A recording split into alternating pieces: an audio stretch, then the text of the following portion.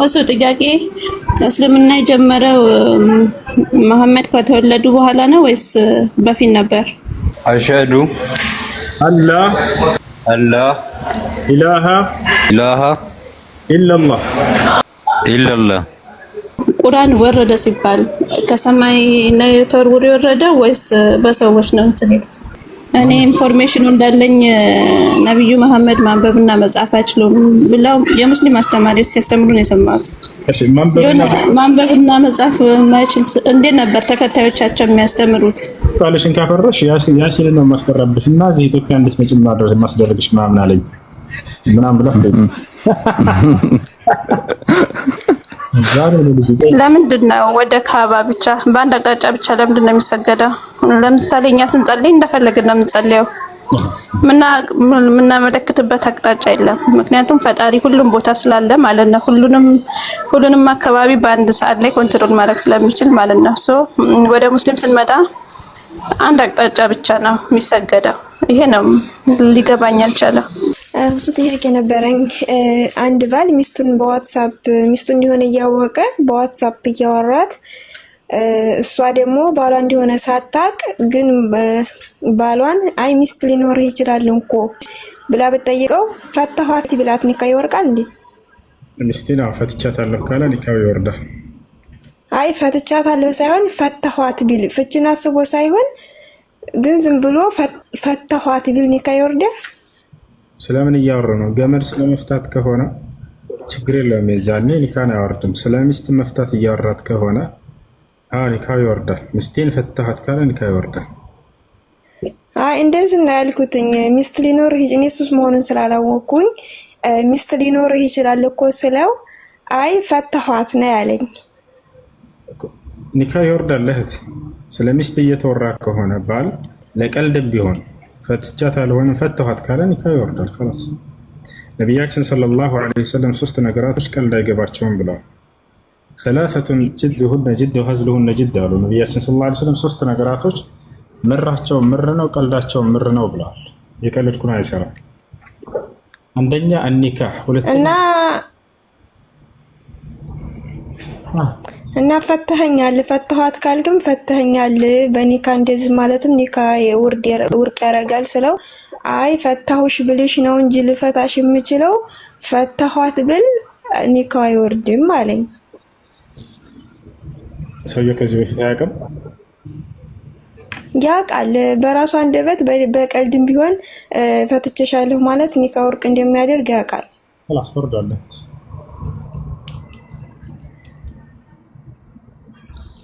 እሺ ምን ጥያቄ ያለው ሲቀር? እሺ ጀዛከላህ ኸይር። በኒካህ ትቀልዳላችሁ እንዴ?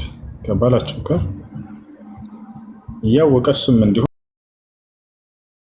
ከሆነ ብሎ ይሄን ነገር ከተናገረ ፈታኋት ካለ ኒካሁ ይወርዳል ቀጥታ።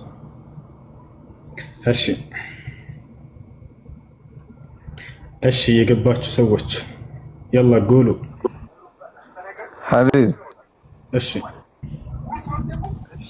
أنا طيقالو. السلام عليكم يا أخي الحبيب، كيف أخبارك يا أخي؟ الحمد لله بخير. أنا سؤالي اليوم نيت إياك الشيطان هو من الملائكة، كان من الملائكة ولا كيف الشيطان؟ قال الله سبحانه وتعالى وإذ قلنا للملائكة اسجدوا لآدم فسجدوا إلا إبليس كان من الجن ففسق عن أمر ربه. ከጅኖች ጭፍራ ነበር ይላል። ከዛም ከእኔ ከጌታ ከአላህ ትእዛዝ አመፀ ይላል። ስለዚህ ከጅኖች ጭፍራ እንጂ እሱ ከመላእክቶች አልነበረም። ነገር ግን የት ነበር ከተባለ ከመላእክቶች ጋር ነበረ። እሱ ነው ከእነርሱ ጋር ያስባለው። ምክንያቱም ሰማይ ላይ ሆኖ አላህን ይገዛ ነበር ገብታችኋል እንጂ እሱ ጂንሱ ያፈጣጠሩ ሁኔታ ከመላእክቶች አይደለም። ከእሳት ነው የተፈጠረው።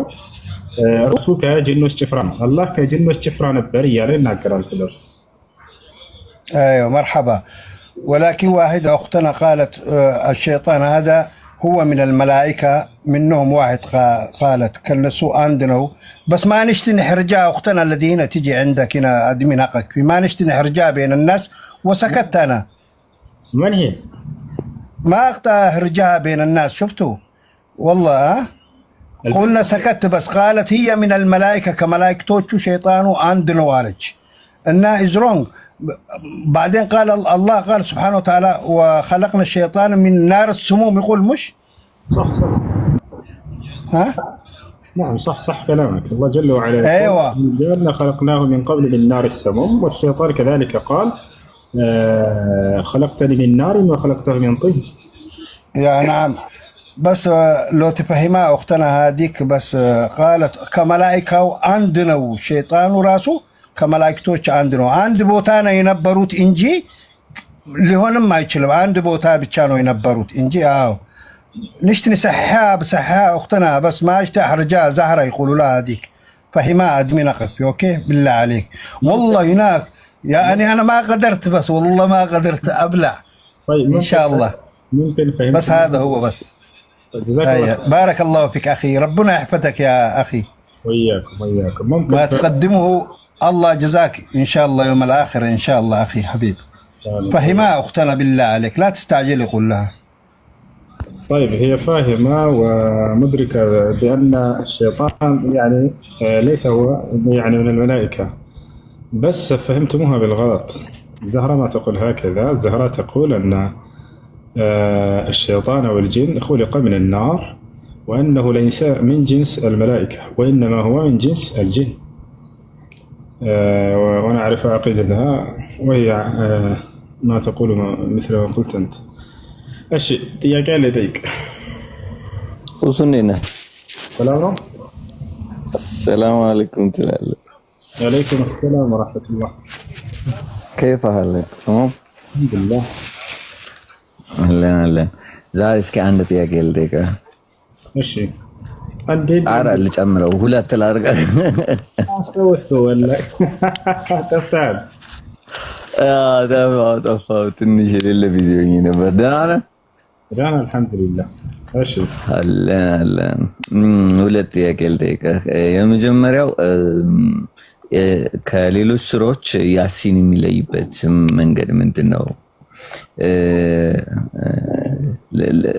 ለምሳሌ አንዳንድ ሰዎች ምናልባት በዘልማድም ሊሆን ይችላል፣ ከእውቀት ማነስም ሊሆን ይችላል፣ ወይንም ደግሞ ልክም ሆነው ልክም ላይሆኑ ሊሆኑ ይችላሉ። እነዚህ ነገሮች ቀጥታ ማለት አልፈልግም። አንድ ሰው ላይ ሲፎክር ያሲን አስቀራባለሁ ምናምን የሚል ነገር ሰማሁኝ እና እኔ ደግሞ ላይክ ገብቼ ሳነበው የሚናገረው ነገር መልካም ነው ማለት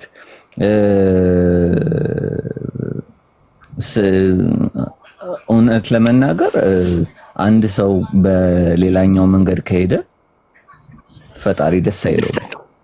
ያን ነገር ነው እዛ ጋር ያነበብኩት። ከምን አንፃር ያልባል ቻለ። ሁለተኛው ደግሞ የሰዎቹ የተሳሳተ አመለካከት ነው። እንደዛ ምን የለም በቁርአንም በሐዲስም ላይ አንድ ሰው ስታስፈራሩ ጊዜ ያሲን ማስቀረባሉ ማለት ምን የለም።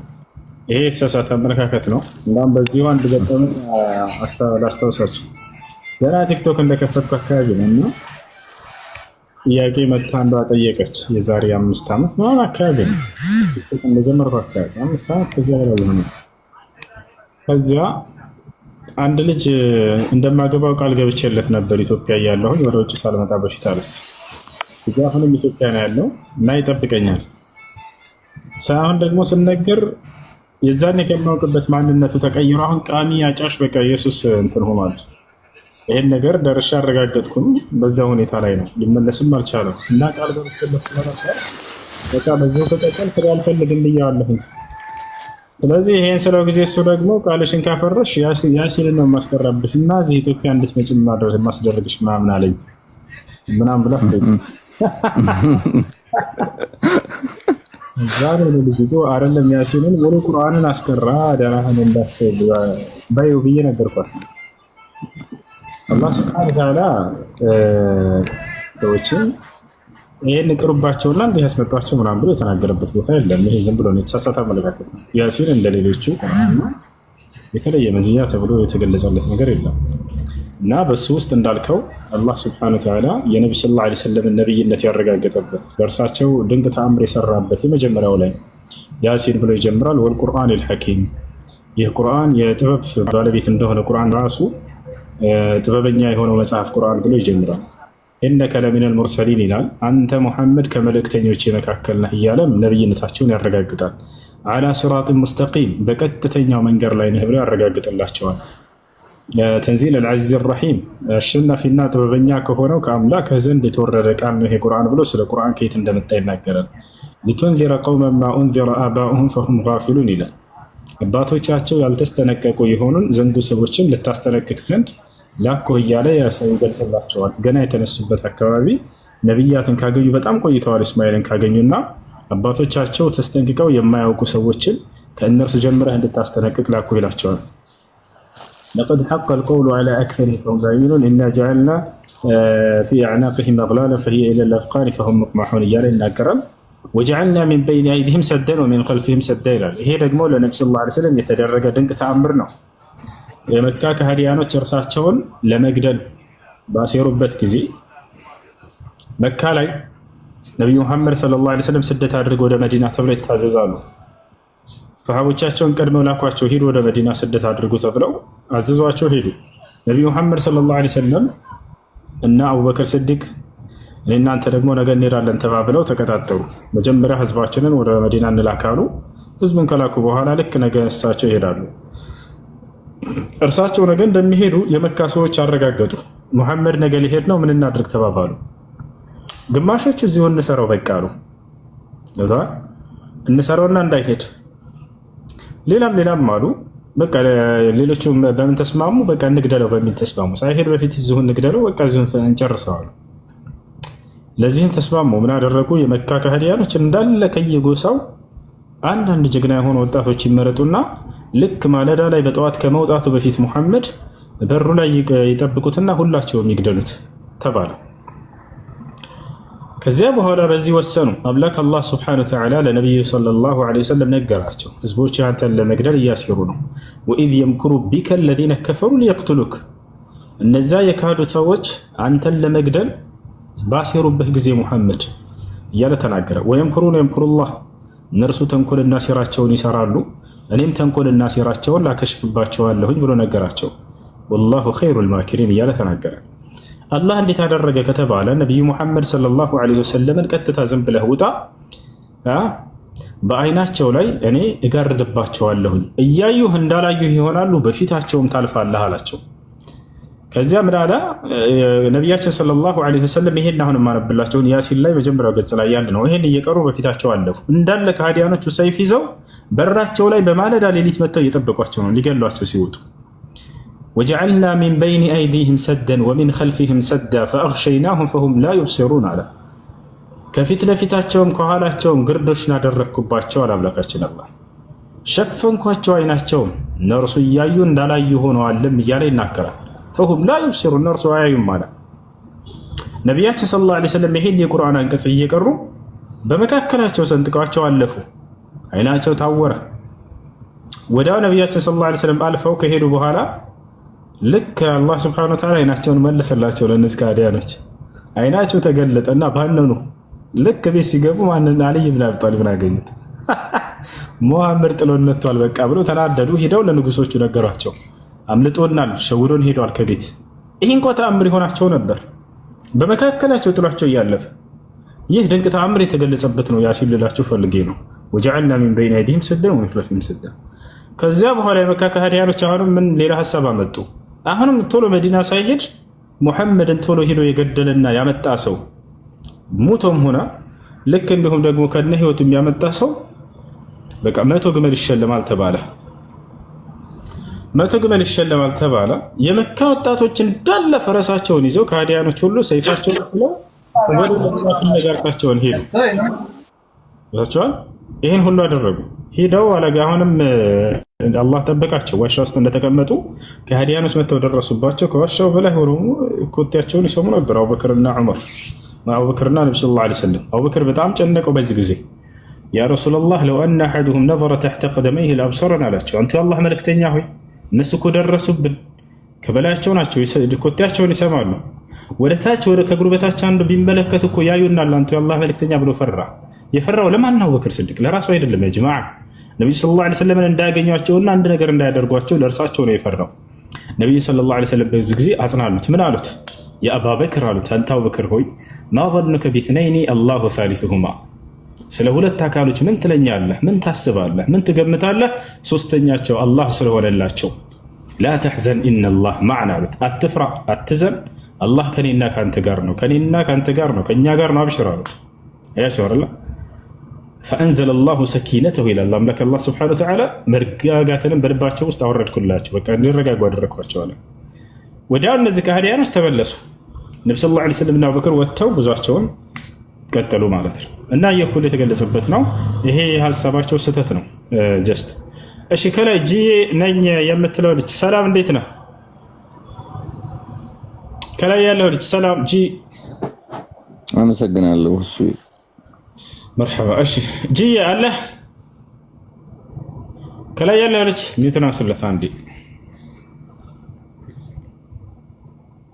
አሎ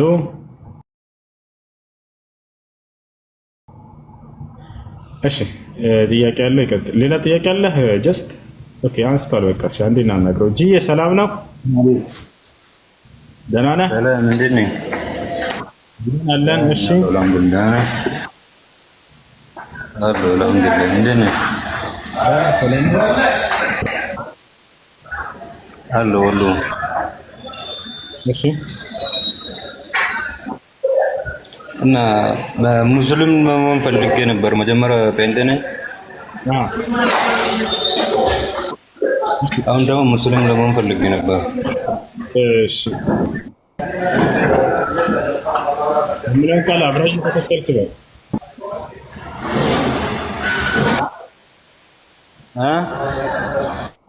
ሙስሊም መሆን ፈልገህ ማለት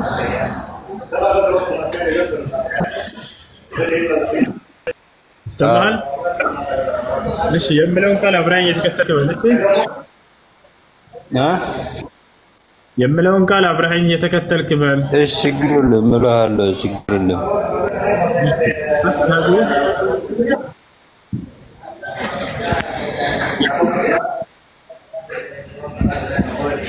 ኔትወርክ ብዙ መሰረም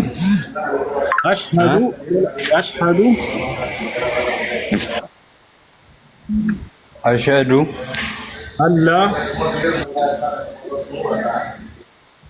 አላህ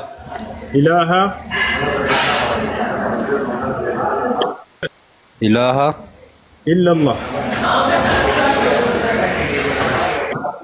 ኢለላህ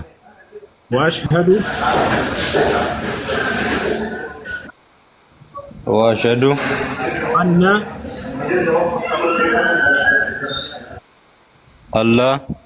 አላህ ሳይሆን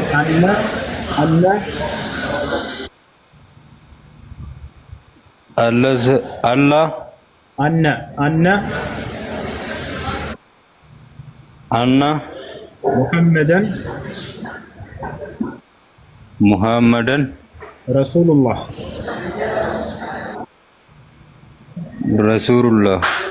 ማሻአላህ አላሁ አክበር። ከዚህ በኋላ ምስክር ቃል ይባላል። ትርጉሙ አሽሀዱ አን ላ ኢላሃ ኢለላህ ማለት እነሆ ከአላህ በስተቀር በእውነት የሚመለክ ሌላ አምላክ የለም ብዬ መሰክራለሁ ማለት ሲሆን፣ ወአሽሀዱ አነ ሙሐመድን ረሱሉላህ ማለት ደግሞ ሙሐመድም የአላህ መልእክተኛና ብዬ መሰክራለሁ ማለት ነው። በኋላ ሙስሊም ሆነሃል። አንድ ሰው እስልምና ሲቀበል ጊዜ አምላኩ ዘንድ ምን ያገኛል የሚለውን አንዴ ልንገራችሁ። አንድ ሰው በሰለመበት ቀን ያለፈ ኃጢአቱ ሁሉ ይማርለታል። ለኃጢአቱ ሁሉ ስርየትን ያገኛል ከአምላኩ ዘንድ። አምላክ አላህ ሱብሓነሁ ወተዓላ ይህም በቁርአን ላይ በርካታ ቦታ ላይ ይናገራል። ለምሳሌ በሱረቱል አንፋል ላይ ሲናገር ምን ይላል? ቁል ሊለዚነ ከፈሩ ኢየንተሁ ይግፈር ለሁም ማ ቀድ ሰለፍ ወኢን የዑዱ ፈቀድ መደት ሱነቱል አወሊን ይላል። ሙሐመድ ሆይ ለእነዚያ ለካዱኝ ሰዎች እንዲበላቸው ካሉበት ክህደት ቢቆጠቡና እስልምና ቢቀበሉ ያለፈ ኃጢአታቸውን ሁሉ ምርላቸዋለሁ ይላል። ነቢያችን ሰለላሁ ዐለይሂ ወሰለም ሐዲስ ላይ እስልምናን የተቀበለ ሰው ሲናገሩ ምን አሉ? ኢስላም ይጅቡ ማ ቀብለሁ አሉ። እስልምና ከእርሱ በፊት ያለን ኃጢአት ያስተሰርያል፣ ያስምራል አሉ። ሰውየው ሲሰልም ጊዜ ያለፈ ኃጢአቱ ሁሉ እንዳለ ይማርለታል። እስልምና ከተቀበለ ሌላው ነገር ምንድነው? በቀጣዩ ዓለም የዘላለማዊ ህይወትን ያገኛል፣ ጀነትን ያገኛል። አላህ ቃል በቃል በቁርአን ላይ ሲናገር ምን ይላል? إن الذين آمنوا وعملوا الصالحات لهم جنات النعيم خالدين فيها وعد الله حقا وهو العزيز الحكيم. እነዚያ በእኔ አምነው ሰዎች ለእነርሱ ገነት አለላቸው በቀጣዩ ዓለም ይላል። በእርሷም ውስጥ ለዘላለም ዘውታሪዎች ናቸው። ይህም የአላህ ቃል ነው፣ ቃሌም እውነት ነው እያለ ይናገራል። ይሄ ነው።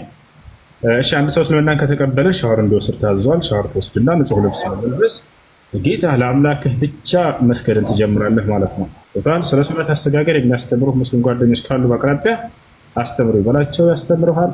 ከእነርሱ ጋር እየተማርክ ሱነትን ትሰግዳለህ። ሙስሊም ጓደኞች ኧረ ለዚህ ሙስሊም ልጆች አሉ፣ ብዙ ሙስሊም ልጆች አሉ። በቃ በጣም ጥሩ። ሶላት ማን ነበር ስምህ?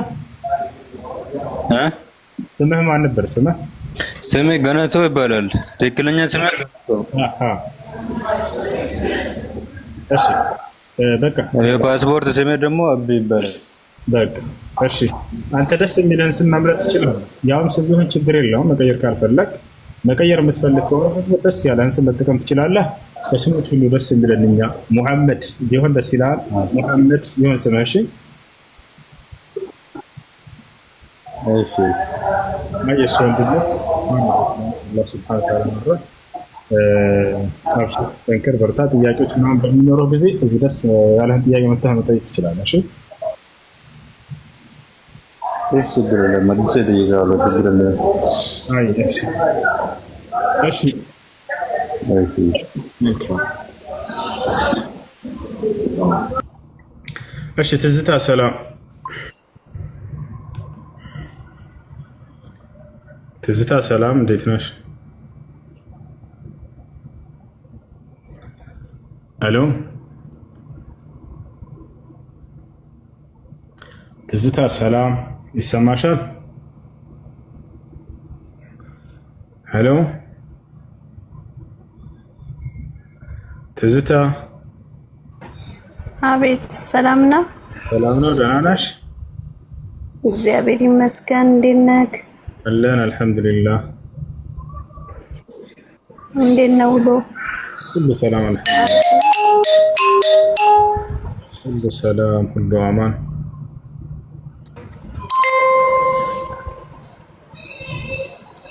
እሺ ሁሴን ጥያቄ። እሺ ጥያቄሽ ምንድን ነው? መጠየቅ አልወድም ግን መጠየቅ ነው የምወደው። ችግር የለውም፣ አብሽሪ ጠይቂ። እሺ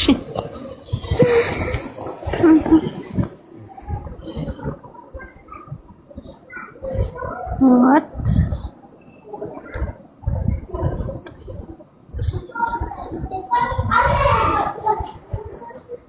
እኔ ምን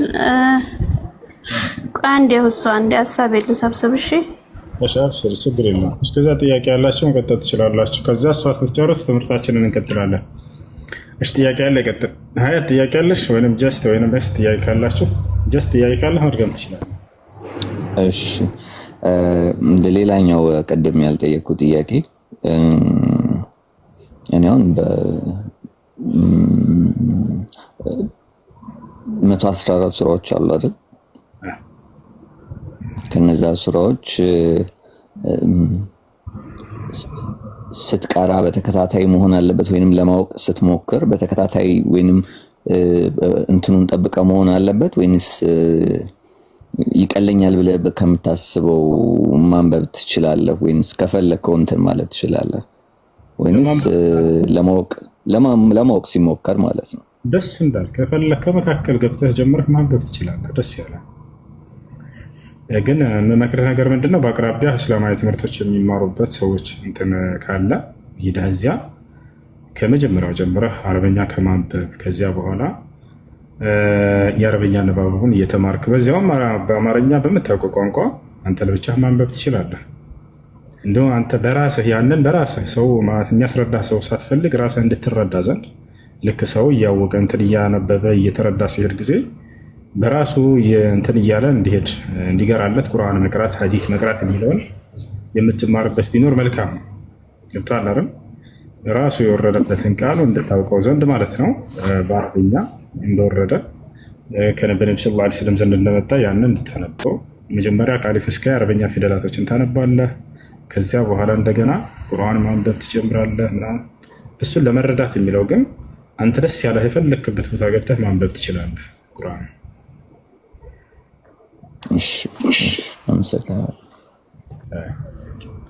እሺ ሚካ ሰላም፣ ሚካ ሰላም፣ ይሰማሻል ከላይ? አሎ ሚካ አለሽ? اسمعوا عند الجيش تسمعون كلامي ولا لا؟ ميكا تزتا حياة ايش عبيد ايش يا جالس علي السلام عليكم. عليكم السلام.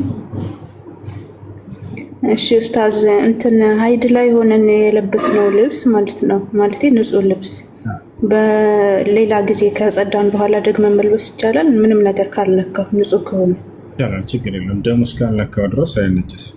እሺ እሺ። ሌላው ደግሞ ቅድም ይሁን ነገር ጀምረህልን ከዛ አቋርጠችው ነብያችን ሰለላሁ ዐለይሂ ወሰለም ምንድነው ሶስትን ነገር ቀልድ ቀልድ ነው ያሉት? እስቲ ነብያችን ሰለላሁ ዐለይሂ ወሰለም ሐዲስ ላይ ምን አሉ? ثلاثة جدهن جد وهزلهن جد አሉ። النكاح والطلاق والرجعة። ሶስት ነገራቶች ምራቸው ምር ነው፣ ቀልዳቸው ምር ነው አሉ። እየቀለድኩ ነው አይሰራም በሶስት ነገር ላይ ማለት ነው። አንደኛ النكاح ጋብቻ፣ ሁለተኛ الطلاق ፍቺ፣ ሶስተኛ الرجعة ኒካን መመለስ። ሰውየው እየቀለደ ፈትቻለሁ ቢል ኒካው ይወርዳል። አይ እየቀለድኩ ነው ብሎ አይሰራም። በኒካህ ጨዋታ የለም። ነው ያታቻ እንደፈለገ ሊቀልድና ሊጫወት አይገባም። ስለዚህ እነዚህ ሶስቱ ነገራቶች ቀልዳቸው ምር ነው፣ ምራቸው ምር ነው ብለዋል ነብዩ ሰለላሁ ዐለይሂ ወሰለም። እየቀለደ ቢሆን ፈትቻለሁ ካለ ኒካሁ ይወርድበታል። እሺ ትዝታና ሚካ ካላችሁ መጠየቅ ትችላላችሁ። እሺ ትዝታ ትዝታ ሚካ። እሺ ልጆች ኮፒ ሊንክ ታብ ማድረጋቸውን እንዳታቋርጡ ትምህርታችንን እስክንጀምር ድረስ። እሺ ሚካ አለሽ?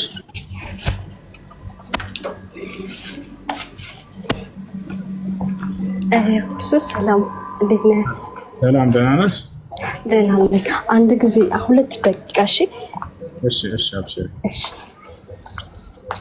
ፈሪያ ኮሜንት ላይ ለምጠይቂው ጥያቄ የሐዋርያት ሥራ ምዕራፍ 2 ቁጥር 38 ላይ የሐዋርያት ሥራ ምዕራፍ 2 ቁጥር 38 ላይ እሺ ትዝታለሽ? እሺ ሀያት ተጨርሰሻል መሰለኝ። አንዴ እስከዛ እነሱ ይጠይቁና ከዚያ በኋላ ትምህርታችንን የየቀኑ ፕሮግራም እንቀጥላለን ልጆች። የነቢያችን ሰለላሁ ዐለይሂ ወሰለም የህይወት ታሪክ የምንማማረውን እንቀጥላለን።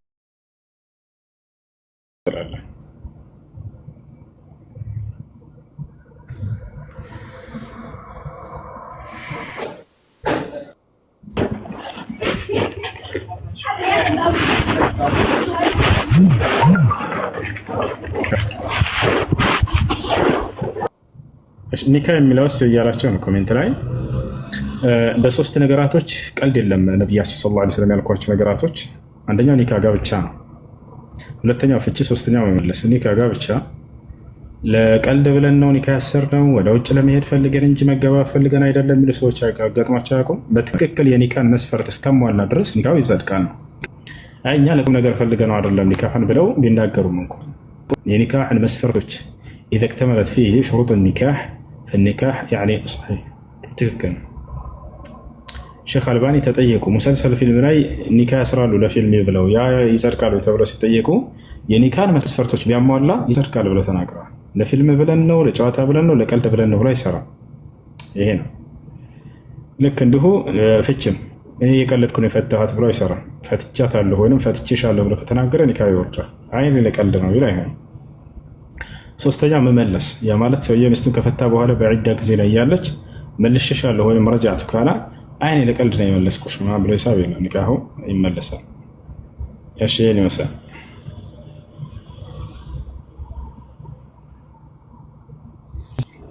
ጀስት ይሰማል? ይሰማል። አንተ ድምፅ ይሰማል። አንድ ጥያቄ ልጠይቅ በዛው ለጨዋታ ያህል ለምሳሌ በእስራኤላውያን በኩል እንደተጻፉት ሁሉ ማለት ነው እስራኤላውያን በኩል እንደተጻፉት ያሉ መጽሐፍቶች የጥንት መጽሐፍቶች እንዳሉ ሁሉ በእስማኤል በኩል ያሉ ሰዎች የጻፏቸው መጽሐፍቶች እና የተያዙ አሉ ከሃይማኖታዊ ጋር የተገናኘም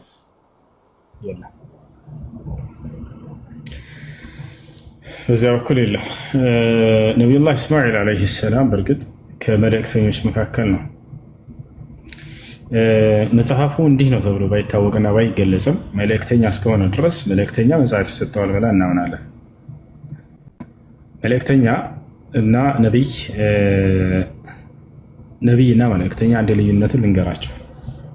ኢስማኤል ለምሳሌ ምንድን ነው? መልእክተኛም ነው ነቢይም ነው። ኢስሐቅ ምንድን ነው? ነቢይ ብቻ ነው። ነቢይ ብቻ ነው። ገብታችኋል አይደል? ማስረጃ መጀመሪያ ከቁርአን ላይ ልጥቀስላችሁና ከዚያ ረሱልና ነቢይ ልዩነቱ ምንድን ነው ወደሚለው ነግራችኋለሁ። ስለ ኢስማኤል ሲናገር አላህ ምን አለ? በሱራ መርየም ላይ ወዝኩር ፊል ኪታቢ ኢስማኤል ኢነሁ ካነ ሳዲቀል ወዕዲ ወካነ ረሱለን ነቢያ ይላል። ወካነ ረሱለን ነቢያ ሙሐመድ ሆይ በዚህ በቁርአን ላይ ኢስማኤልን አውሳላቸው ካለ በኋላ ኢነሁ ካነ ሳዲቀል ወዕድ ወካነ ረሱለን ነቢያ እርሱ መልእክተኛም ነቢይም ነበረ ይላል። መልእክተኛም ነቢይም ነበረ። መልእክተኛ ማለት ወደ ሆኑ ህዝቦች የተላከ ማለት ነው። ነቢይ ብሎ ማለት ከአምላኩ ዘንድ ራእይ የሚገለጥለት ማለት ነው። ምንታል አይደለ? ማንኛውም ከአምላኩ ዘንድ የተገለጠለት ለሌላ ህዝብ ባይላክም ያ ነቢይ ተብሎ ይገለጻል። ከአምላኩ ዘንድ ራእይ ተገልጦለት አላህ ሱብሓነሁ ወተዓላ የሚያናግረው አካል ምንታል አይደለ? ያ ነቢያችን ሰለላሁ ዐለይሂ ወሰለም ገና ራእይ ሲመጣላቸው ነው ቢኢቅራ ይላል። መጀመሪያ ሲወርድላቸው መልአኩ ጅብሪል ሲያናግራቸው ጊዜ የዛኔ የነቢይነትን ማዕረግ ተጎናጽፈዋል። ልክ ያ አዩሀል ሙደፊር ሲወርድ ጊዜ ወደ ህዝቦችህ አድርስ የሚለው ወኡርሲለ ቢልሙደፊር ይላል። ወደ ህዝቦችህ ሂድና አስተምር ብሎ ያዘዋል። እንዳጠቃላይ እስማኤል ምንድነው? እስማኤል ረሱልም ነው መልእክተኛም ነው ነቢይም ነው። ኢስሐቅስ ኢስሐቅን ደግሞ አስመልክቶ አላህ ሱብሓነሁ ወተዓላ በሱረቱ ሷፋት ላይ ምን ይላል? ወበሸርናሁ ቢኢስሐቅ ነቢየን ሚነ ሳሊሒን። ኢስሐቅንም አበሰርኩት ነቢይ ሲሆን ከደጋጎችም መካከል ነው እያለ ገለጸው። ኢስሐቅ ምንድነው? ነቢይ ነው። አሁን የነቢይና የረሱል ልዩነቱን ልንገራችሁ። ረሱል ብሎ ማለት ወደ ቁርአን ማስረጃ ሰጣቸዋለሁ። የዑለሞችን ፍቺ ይሄ ነው። ሁለት ፍቺ አለ በዑለሞች ዘንድ፣ ይሄ ነው ትክክለኛ። ረሱል ብሎ ማለት መለኮታዊ መጽሐፍን ተሰጥቶ ከአምላክ ዘንድ ለህዝቦቹ አድርስ ተብሎ የተላከ ነው፣ አስተምር ተብሎ የተላከ። ነቢይ ማለት በዚህ መለኮታዊ መጽሐፍ በተሰጠው መልእክተኛና ነቢይ የእርሱን መጽሐፍ መሰረት አድርጎ ለትውልድ የሚያስተምር ነው። ግን ራእይ ይወርድለታል ወይ? አዎ ይወርድለታል ከአምላኩ ዘንድ። በዚያ በመጽሐፍ ላይ ምናልባት ሰዎች ጨምረው ቀንሰው ከሆነ ያንን እውነቱን ይገልጥላቸው ዘንድ ቀጣይ ነቢያትን ይልካል። አይደለ? አሁን እስማኤልን ስንሄድ ጊዜ እርሱ ብቻውን ነበር እዛ አካባቢ ላይ ሲያስተምር የነበረው። ስለዚህ መልእክተኛ ሆኖ ተልኳል። አላህ መልእክተኛ ነው ብሏል። መጽሐፍ ሰጥቶታል። ግን ያ መጽሐፍ በቁርአን ላይ እንዲህ ነው መጽሐፍ ተብሎ የተገለጸበት ቦታ የለም። አላህ ሱብሓነሁ ወተዓላ መጽሐፍቶች ያልገለጽኳቸው በርካታ መጽሐፍቶች አሉ እያለ ይናገራል። ያ ከእርሱ በኋላ የተላኩ ነቢያቶች ያሉ በዚያ ምድር ላይ ማለት ነው። እሱ ብቻ እንደሆነ ነው የተገለጸው በቁርአን ላይ። ከዚህ በፊት ግን ለምሳሌ ሙሳን አስነሳን አላህ ሱብሓነሁ ወተዓላ። ሙሳ ረሱልም ነው ነቢይም ነው። ኢና አርሰልና ኢለይኩም ረሱላን ሻሂደን ዐለይኩም ከማ አርሰልና ኢላ ፊርዓውን ረሱላ። ወደ ፊርዓውን መልእክተኛን እንደላኩኝ ይላል አላህ። ወደ ፊርዓውን የተላከውን አካል መልእክተኛ ብሎ ገለጸው። ስለዚህ ሙሳ መልእክተኛም ነው ነቢይም ነው። ምን ተሰጥቶታል? መለኮታዊ መጽሐፍ ተሰጥቶታል። ምን የሚል? ተውራት የሚባል። ከእርሱ በኋላ የተላኩትን አላህ ህዝቦች ምን ብሎ ይጠራቸዋል? በሙሳ መጽሐፍ መሰረት አድርገው ሲያስተምሩ የነበሩትን ነቢይ እያለ ይጠራቸዋል። የቱ ጋር ከተባለ ሱረቱል ማኢዳ ላይ አላህ ምን አለ? ኢና አንዘልና ተውራተ ፊሃ ሁደን ወኑር የሕኩሙ ቢሃ አነቢዩነ አለዚነ አስለሙ እያለ ይናገራል። እኔ ተውራትን አወረድኳት አለ አላህ በሙሳ ላይ። ፊሃ ሁደን ወኑር በእርሷም ውስጥ ቅኑ መንገድ ነበር ብርሃንም ነበር ለሰዎች ይላል። የሕኩሙ ቢሃ አነቢዩነ አለዚነ አስለሙ በእርሷም እነዚያ ሙስሊም የነበሩ ነብያቶች ይፈርዱባት ነበር እያለ ተናገረ። ነብያቶች ሙስሊም ናቸው ብሎ ቃል በቃል አላህ ይናገራል በቁርአን ላይ አነቢዩን الذين اسلموا እነዚያ ሙስሊም የሆኑ ነብያቶችም በእርሷ ይፈርዱ ነበራል። ስለዚህ ከሙሳ በኋላ የተላኩትን መጽሐፍን መሰረት አድርገው የሚያስተዳድሩትን ነብያት ብሎ ጠራቸው። ስለዚህ ረሱል ብሎ ማለት መለኮታዊ መጽሐፍን ተሰጥቶ የተላከ ሲሆን ነብይ ብሎ ማለት ደግሞ ከዚህ ከረሱል መለኮታዊ መጽሐፍ ከተሰጠው መልእክተኛ በኋላ የሚላኩ ናቸው። እነሱ ነብያት ይባላሉ። ያን መጽሐፍ መሰረት አድርገው ይላካሉ። አንድ የሚያደርጋቸው ረሱልና መልእክተኛ ምንድነው? ሁለቱም መለኮታዊ ራእይ ይወረድላቸዋል፣ አምላክ ያናግራቸዋል። ለዚህኛው ግን ለረሱሉ መጽሐፍን ይሰጠዋል። ይሄ ነብይ ግን አልተሰጠውም፣ ግን በዚያ በረሱሉ መሰረት አድርጎ ያስተምራል። ይሄ ነው። ገብቷል? አዎ ገብቶኛል። እሺ ትዝታና ሚካ ጥያቄ ካላችሁ ትዝታለሽ? ትዝታ አለሁ። እሱ ጥያቄ አለሽ? እሺ እሱ ጥያቄ እስልምና የጀመረው መሐመድ ከተወለዱ በኋላ ነው ወይስ በፊት ነበር? በፊት ነበር። እስልምናን የመሰረተው መሐመድ ነበር? እስልምናን የመሰረተው ሰው አይደለም። ሲጀመር ነብዩ መሐመድም አይደሉም ሰለላሁ ዐለይሂ ወሰለም፣ ቀደምቶቹ ነብያት አይደሉም። የመሰረተው አምላክ አምላክ ራሱ ሲናገር ምን ይላል? ሸረዐ ለኩም ሚነ ዲን ማ ወሳ ቢሂ ኑሐን ወለዚ አውሐይና ኢለይከ ወማ ወሰይና ቢሂ ኢብራሂመ ወሙሳ ወዒሳ ይላል። እነሆ ይህን ሃይማኖት እኔ ደነገግኩላችሁ አለ አምላክ ራሱ። ከዚህ በፊት ኖህን፣ አብርሃምን፣ ሙሴን፣ መሲሁን አዘዤባቸው የነበረውን ሃይማኖት አለ። ለሁለቱም ጥያቄዎችሽ እዚህ አንቀጽ ውስጥ መልሳለሁ። ከነቢዩ ሙሐመድ ሰለላሁ ዐለይሂ ወሰለም በፊት ነበር ወይ? አዎ፣ ያው እነ አብርሃም፣ እነ ኢስሐቅ፣ እነ ሙሴ፣ እነ መሲሁን አዘዤባቸው ነበር እያለ አምላክ አላህ ቀደምት ነቢያት ሙስሊሞች እንደሆኑ ይናገራል። ቅድም ለልጁ ስመልስ ከታች ላለ ወንድሜ ነቢያቶች ሙስሊም እንደሆኑ ቃል በቃል አላህ ይናገራል። አነቢዩን الذين اسلموا እነዚያ ሙስሊም የነበሩ ሁሉ ነቢያት እያለ ይገልጻቸዋል። እንዲሁም የደነገገው ማን ነው እስልምናን ከተባለ አምላክ ነው የደነገገው። ሰዎች አይደሉም። ምድር ላይ የተሰራ ሃይማኖት ያልከተለም አምላክ ራሱ በነቢያት በኩል የደነገገው ነው። አብርሃም ታዞበት የነበረ ሃይማኖት ነው። እነ ኢስሐቅ፣ እነ ያዕቆብ፣ እነ ዮሴፍ፣ እነ ሙሴ፣ እነ ዳዊት፣ እነ ሰለሞን፣ እነ ዮናስ፣ እነ ኢልያስ፣ እነ ዘከርያስ፣ እነ ዮሐንስ፣ እነ መሲሁ፣ ነቢዩ ሙሐመድ ሰለላሁ ዐለይሂ ወሰለም እነዚህ ሁሉ ቀደምት ነቢያቶች ሁሉ ታዘውበት የነበረ ብቸኛ መለኮታዊ ሃይማኖት ነው። ይሰማላ። አብርሃም ሙስሊም እንደነበር ቃል በቃል በቁርአን ላይ ማስረጃ ምን ይላል? ማካነ ኢብራሂሙ የሁድየን ወላ ነስራንየን ወላ ሐኒፈን ሙስሊማ። አብርሃም ሙስሊም ነበር ይላል ቃል በቃል። ልክ እንዲሁ ያዕቆብ ሙስሊም ነበር፣ ልጆችን ሙስሊም ሁኑ እያለ አዟቸዋል። ወያዕቁብ ያ በንየ ኢነላህ አስጠፋ ለኩም ዲነ ፈላ ተሙቱና ኢላ ወአንቱም ሙስሊሙን ይላል። ያዕቆብ ለልጆቹ ምን አላቸው? ልጆቼ ሆይ እነሆ አምላካችሁ አላህ አንድ ሃይማኖት እስልምናን ብቻ መርጦላችኋል፣ አደራ ልጆቼ ሙስሊሞች ሳትሆኑ እንዳትሞቱ አላቸው ይላል። ከያዕቆብ ልጆች መካከል እንደምታውቁት ዮሴፍ ተመርጦለት ነበር። ዮሴፍ ምንድን ነበር ከተባለ ሙስሊም ነበር። ቃል በቃል ራሱ ተወፈኒ ሙስሊመን እያለ ይናገራል። አደራ አምላክ አላህ ሙስሊም አድርገህ ግደለኝ እያለ ይናገራል። ሎጥ ሙስሊም ነበር። ፈማ ወጀድና ፊሃ ገይረ በይቲን ሚነል ሙስሊሚን እያለ ይናገራል። ልክ እንዲሁ ሰለሞን ሙስሊም ነበር። ቃለት ረቢ ኢኒ ዘለምቱ ነፍሲ ወአስለምቱ መዐ ሱለይማን ሊላሂ ረቢል ዓለሚን። ሐዋርያቶች ቃል በቃል እኛ ሙስሊሞች ነን ይላሉ። ሱረቱል ማኢዳ ምዕራፍ 5 ቁጥር 111 ላይ ሐዋርያቶች ወሽሀድ ቢአንና ሙስሊሙን ይላሉ። እኛ ሙስሊሞች መሆናችንን መስክር እያሉ ይናገራሉ። ስለዚህ የቀደሙት ነቢያቶች ሁሉ ሙስሊሞች ናቸው።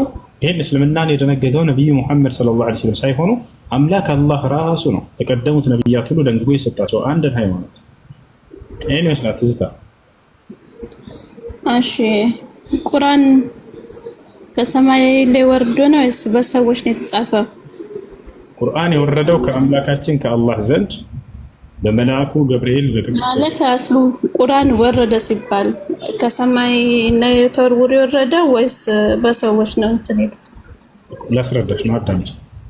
ቁርአን ከሰማይ ተወርውሮ አይደለም የወረደው። እንዲህ ተጽፎ ድብ ተደርጎ የተጣለ ነገር አይደለም።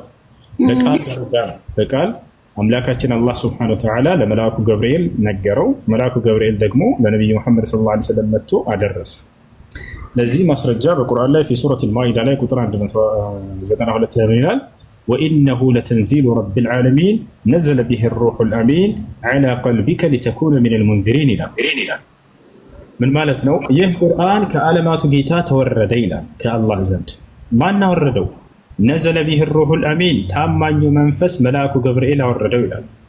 በማን ላይ አላ ቀልቢከ በአንተ ልብ ላይ ሙሐመድ ለምን አወረደው? ሊተኩነ ሚነል ሙንዚሪን አይ ሚነል አንቢያ ከነቢያቶች እንድትሆን ዘንድ በአንተ ላይ አወረደው እያለ ይናገራል። ቁርአን የመጣው ከአምላካችን ከአላህ ዘንድ በመልአኩ ገብርኤል አማካኝነት ለነቢዩ መሐመድ ሰለላሁ ዐለይሂ ወሰለም ነው። ከዚያ በኋላ በምድር ላይ ነቢዩ መሐመድ ሰለላሁ ዐለይሂ ወሰለም ሶሐቦቻቸውን ወይም ደቀ መዝሙሮቻቸውን ኑ ጻፉ ብለው አዘዟቸው፣ ተጻፈ። ሐዲስ ላይ ራሳቸው ሲናገሩ ምን አሉ? ድዑኒ ዘይድን ፈልየክቱብ ዐኒ አልቁርአን፣ ዘይድን ጥሩልኝ ከእኔ ቁርአንን እየሰማ ይጻፍ ይሉ ነበረ። ከዚያም ዘይድ ራሱ ሲናገር ራሱ እንደጻፈ ምን አለ? ኩና ኑአሊፍ አልቁርአን ዐንደ ረሱሊላሂ ሰለላሁ ዐለይሂ ወሰለም፣ ከነቢዩ ሙሐመድ ሰለላሁ ዐለይሂ ወሰለም ዘንድ ቁጭ ብለን ቁርአንን ስንጽፍ ነበር እያለ ይናገራል። በዚህ መልኩ ነው ቁርአን የመጣውና የተጻፈ። እሺ አሁን ለምሳሌ አንድ ሰው ለማስተማር ማንበብና መጻፍ ማወቅ አለበት። እኔ ኢንፎርሜሽኑ እንዳለኝ ነብዩ መሐመድ ማንበብና መጻፍ አይችሉም ብለው የሙስሊም አስተማሪዎች ሲያስተምሩ ነው የሰማሁት። ማንበብና መጻፍ ማይችል እንዴት ነበር ተከታዮቻቸው የሚያስተምሩት? በጣም ጥሩ። ማንበብና መጻፍ ያስፈልጋል ለማስተማር ያለችው ትክክል ነው። ነገር ግን ይሄ ለምድራዊ እውቀት ነው፣ ለሰማያዊ እውቀት ለመለኮታዊ እውቀት አይደለም። ለምድራዊ እውቀት ትክክል ነሽ። አንድ ሰው ማትስ አስተምራለሁ ይብል ሰዎችን ወይንም ጂኦግራፊ አስተምራለሁ ይብል ወይንም ደግሞ ባዮሎጂ አስተምራለሁ ይብል መጀመሪያ ከሆነ አካሎች ተምሮ ከዚያ በኋላ መጽሐፍን ማንበብ እንችሎ ከዚያ ነው ወረቀትና እስክርቢቶ ይዞ የሚያስተምረው። ይሄ ግን ከዚህ በላይ ነው፣ መለኮታዊ እውቀት ነው፣ ከአምላክ ዘንድ ነው። ወተሻለ አይደለ? ነብዩ መሐመድ ሰለላሁ ዐለይሂ ወሰለም አልተማሩም ወይ? አዎ፣ ምድራዊ ትምህርትን የቀለምና እስክርቢቶ ይሄ እንትን ሰዎች ምድር ላይ የሚማሩትን እውቀት ቁጭ ብለው ያንን አልተማሩትም። ያ ከአምላክ ዘንድ በሚመጣ ራእይ ላይ ነው። ያን አስመልክቶ ነው። ምናልባት ወደ ክርስትና እንዳትገባ ስላልሸኝ እንጂ መጽሐፍ ቅዱስ ላይ ኢየሱስ ክርስቶስ አልተማረም ላሳይሽ እችላለሁ። ማስረጃ ያልተማረ ተብሎ ተገልጿል። ፈቃደኛ ነሽ ላሳይሽ መጽሐፍ ቅዱስ ላይ? ሀሱ ለዛሬ ልጠይቅህ ብቻ ነው የገባሁት። ይሄ እንትን ስላልገባኝ ነው። ስልክ ቁርአን ማንበብ የማይችሉ ከሆነ እንዴት ነው ተማሪዎቻቸውን ወይንም ተከታዮቻቸውን የሚያስተምሩት? ማንበብ የሚለው ለሁለት ይከፈላል። አንደኛ መጽሐፍን ይዞ ማንበብ ነው። ሁለተኛ ደግሞ ከአምላኩ ዘንድ የሚመጣለትን ራእይ በልቡ ላይ ያረፈለትን ያንን እያነበበ ማስተማር ነው ለትውልድ። ይተሻለ አይደል? ስለዚህ ነብዩ መሐመድ ሰለላሁ ዐለይሂ ወሰለም ከአምላካቸው ዘንድ ቃሉ በልባቸው ላይ መልአኩ ገብርኤል ልክ ለቀደሙት ነብያት እያመጣ እያስተላለፈ በልባቸው ላይ አስተላልፎ ይሄዳል። ያስተምራቸው እንደነበረ ነብያቶችን ያ ነብይ ከመልአኩ ገብርኤል የሰማውን ለትውልድ ማድረስ ብቻ ነው። ያንን በምን የምድራዊ እውቀት ቢማር ራሱ ከዚህ ጋር የሚገናኝ አይደለም፣ አይጠቅመውም ለዚያ። ምክንያቱም እነሱ አድርሱ የተባሉትን ቃል ያንን ማድረስ ብቻ መናገር ብቻ ነው። ከራሳቸው አይጨምሩም ነብያት። አንድ ትንፍሽ ብሎ ከራሱ ቢጨምር ከአምላኩ ዘንድ ቅጣት ይመጣበታል። ለዚህ ነው ነብዩ መሐመድ ሰለላሁ ዐለይሂ ወሰለም አላህ ሲገልጻቸው ወማ የንጢቁ ዐኒል ሀዋ ኢን ሁወ ኢላ ወሕዩን ዩሓ ይላል። ሙሐመድ ከራሱ አንዳችን አይናገርም፣ ከእኔ ዘንድ የሚተላለፍለትን ራእይ ብቻ ነው። ስለዚህ ይህ ነቢይ ከአምላኩ ዘንድ የመጣለትን አድርስ ብቻ ተብሎ ከሆነ የታዘዘው የምድራዊ እውቀት መማሩ ለምን የሚጠቅመው ነገር አይደለም። ነብዩ መሐመድ ሰለላሁ ዐለይሂ ወሰለም ነብይ የተደረጉት ሂሳብ ለማስተማር አይደለም። አንድ ሲደመር አንድ ሁለት ነው የሚለውን ላ አንቱም አዕለሙ ቢኡሙሪ ዱንያኩም አሏቸው። እንደውም ሰሃቦቻቸውን ስለ ምድራዊ እውቀትና ስለ ምድራዊ ነገራቶች ከእኔ በላይ ታውቃላችሁ ብሏቸዋል። አይሻርና ያ አይደለም ስለ ምድራዊ ትምህርትን ሳይሆን ስለ ሰማያዊ ትምህርትን ነብያቶች የቀጣዩን ዓለም ሰው የሚወርስበት ዘላለማዊ ህይወት የሚያገኝበትን ነው። ያ ደግሞ ቀለም እስክርቢቶ የተማረ ሰው ቢያገኘው ኑሮ ምናልባት እዚህ ምድር ላይ ሳይንቲስቶች ያንን ከማንም በላይ አግኝተው ያንን ጸጋ በተጎናጸፉ ነበር። ያ ሳይሆን እዚህ ቦታ ላይ ከአምላክ ዘንድ የመጣውን ቃል ለማስተላለፍ ብቻ ነው ነብያቶች አገልግሎታቸው። እዚህ አላላ ያንን ይሰጣቸዋል መልአኩ ገብርኤል። ያን ተናግረው ለትውልድ ዘወር ማለት ብቻ ነው። አላህ በቁርአን ላይ ይላል ፈኢነማ ዐለይከል በላጉ ወዐለይናል ሒሳብ ይላል። ሙሐመድ ሆይ በአንተ ላይ ያለብህ ግዴታ አድርስ ያልኩህን ቃል ብቻ መናገር ነው እያለ ይናገራቸዋል። በሌላ ቦታ ላይ ምን ይላል? ያ አዩሃ ረሱሉ በልግ ማ ኡንዚለ ኢለይከ ሚን ረቢክ፣ አንተ መልእክተኛ ሆይ ከእኔ ከጌታ ዘንድ የተወረደልህን እርሱን አድርስ እያለ ይናገራቸዋል። ያንን ቃል ሄደው አምላክ እንዲህ ብሏቸዋል ብለው መናገር ብቻ ነው ለትውልዳቸው። ያ እውቀቱን ማን የሚያስተምራቸው ከተባለ ታላቁ መልአኩ ገብርኤል ነው መጥቶ ከአምላክ ዘንድ ወስዶ የሚያስተምራቸው። እርሱ ነው ያስተማራቸው። ምን ይላል? አለመሁ ሸዲዱል ቁዋ ይላል። አለመሁ ሸዲዱል ቁዋ፣ የብርቱ ኃይል ባለቤት የሆነው መልአኩ ገብርኤል አስተማረው እያለ ይናገራል። ذو مرة أي ذو علم يؤقت بالبيت هون ملائكة يالي ناقرا ملائكة قدس جبريل لو بتولى نبي محمد صلى الله عليه وسلم قرآن كنت أدركوا استماراتቸው ከአምላካቸው ከአላህ ዘንድ ተቀብሉ ያ ነው እና ይሄ መጽሐፍ ነገር የሚያስፈልገው ለምድራዊ ዕውቀት እንጂ ለመለኮታዊ ዕውቀት አይደለም። መለኮታዊ ዕውቀት ያ ነብይ ከአምላኩ ዘንድ የሚወረድለትን ቃል በመልአኩ ገብርኤል አማካኝነት በህዝብ ፊት ቆሞ መናገር ብቻና ብቻ ነው፣ ማድረስ ብቻና ብቻ ነው። ذكر انه አንተ ሙሐመድ ሆይ ገስጽ አድርስ፣ አንተ ላይ ያለ በግዴታ ማድረስ መገሰጽ ብቻ ነው እያለ ይናገራቸዋል። ኤልያስ